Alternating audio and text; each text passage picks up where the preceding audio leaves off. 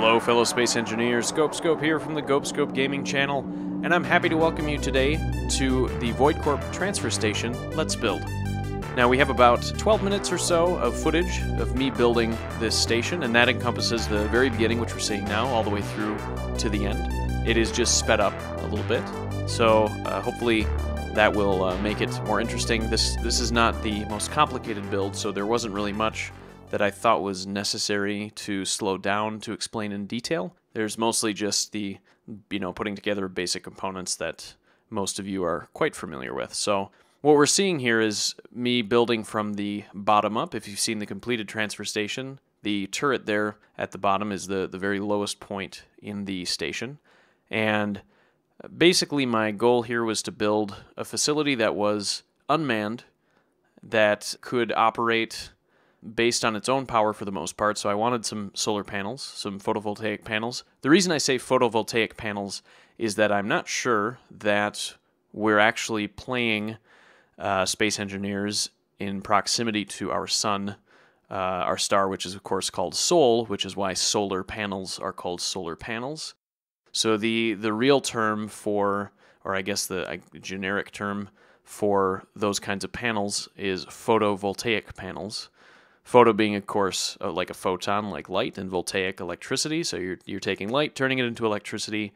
That's the idea. So the only reason I say that is just, it's probably a nitpick, but because I'm not sure it's our star, it's not perfectly accurate to call it solar panel necessarily. So it could be our star, though, and maybe that's why in the game they call them solar panels. But just so you're aware, I've noticed in reviewing some of my videos earlier, I've been saying photovoltaic panels, and I know it's not a term that's used for the most part in this game, and the panels themselves aren't called that in the game. So just so it doesn't confuse anyone, if you're trying to search for, photovoltaic instead of solar, and you're not finding that, a photovoltaic panel is the same thing as a solar panel. So getting back to the build itself, you can see there are 6 of those panels, and getting back, I guess, more to where I was going with the purpose of this station.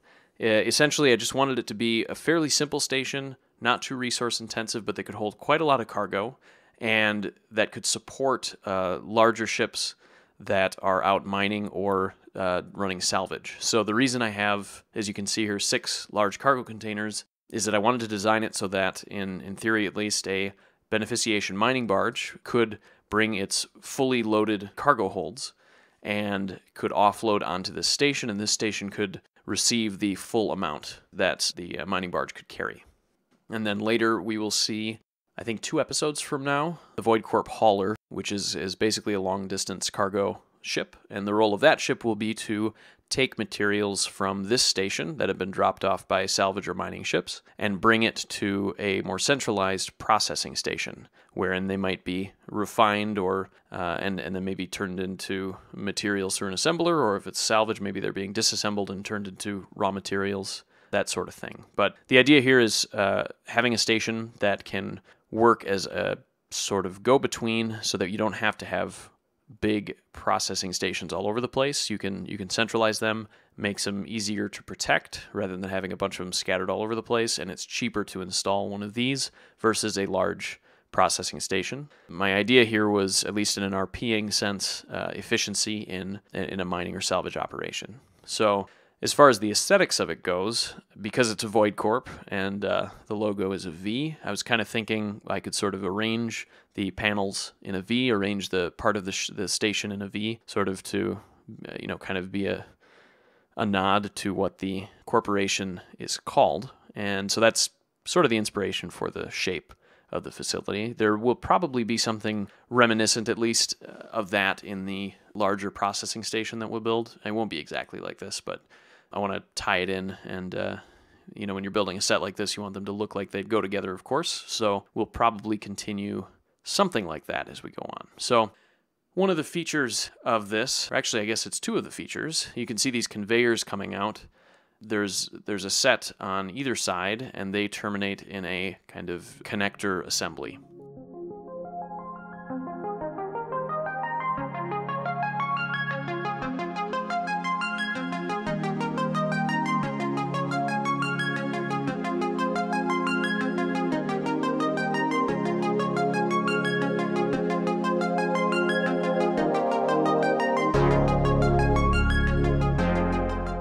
right now I got the beneficiation mining barge we're putting into the world, and the reason that we're doing that is I want to make sure that the docking system or connecting system that I have on the mining barge functions properly with what I'm setting up here. So I want to make sure that it can hook up and offload as it is intended to.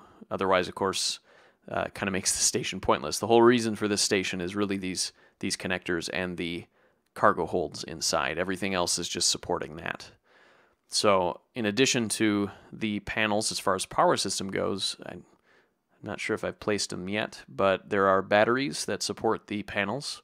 There are 6 panels and there are 6 batteries. I have not placed those yet, so we will be seeing those being placed in a little while. There's also one small reactor. I wanted to have some kind of a, it doesn't need to be a lot of power. Certainly didn't think I needed a large reactor, but some kind of on-demand power as at least sort of a backup that the station could use.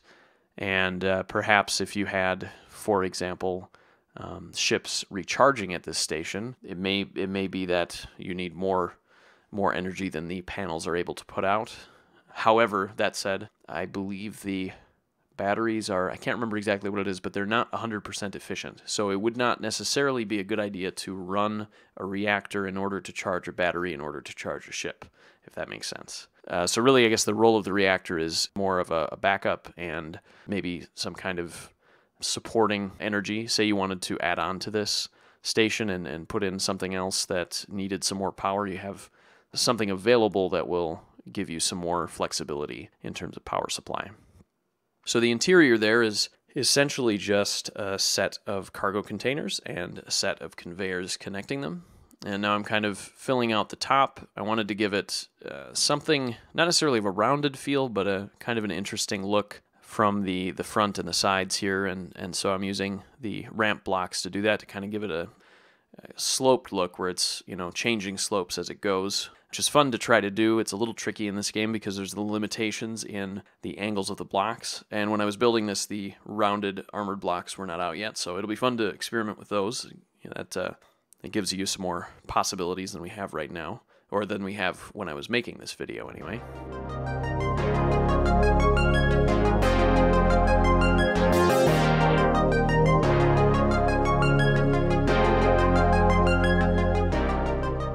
So we have the batteries I was talking about are being installed right now.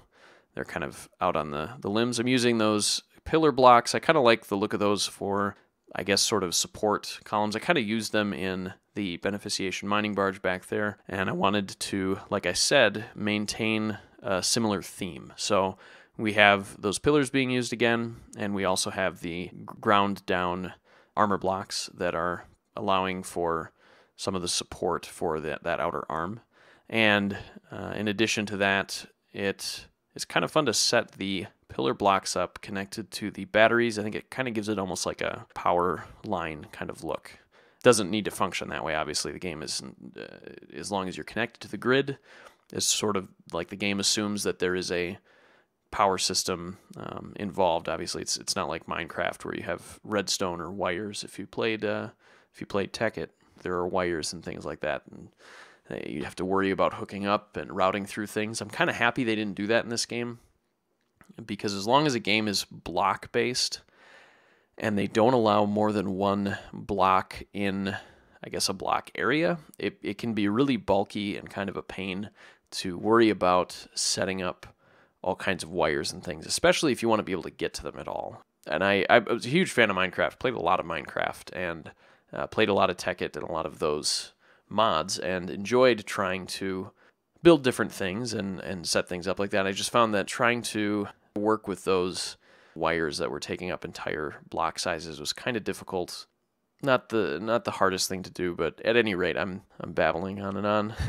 Long story short, I'm happy that in this game they've simplified it, and I feel like it maintains the feel of the game. It doesn't ruin my immersion. It doesn't pull me out of the game and make me feel like it's not realistic, because those blocks are really big, and it's pretty easy to imagine that inside them there might be wires and conduits and things routed through.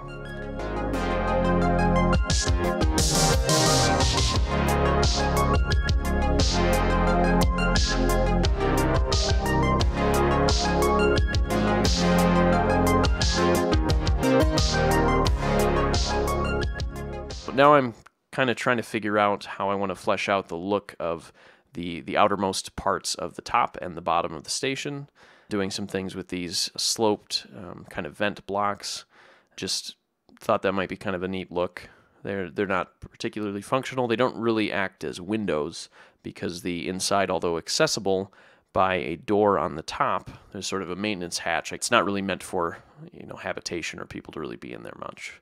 Now I've added warheads to either side of the connection assemblies out here, and I'm adding some sensors. So what I'm doing with these sensors is, and the warheads, is setting up a sort of secondary or fail-safe defense system. So there are just a few Gatling turrets, but a facility like this could potentially have a great deal of valuable materials on it. And so without building out a really enormous military kind of looking thing to defend it, I thought it'd be fun to sort of go the trap route a little bit on this. So spoilers, I kind of already spoiled it.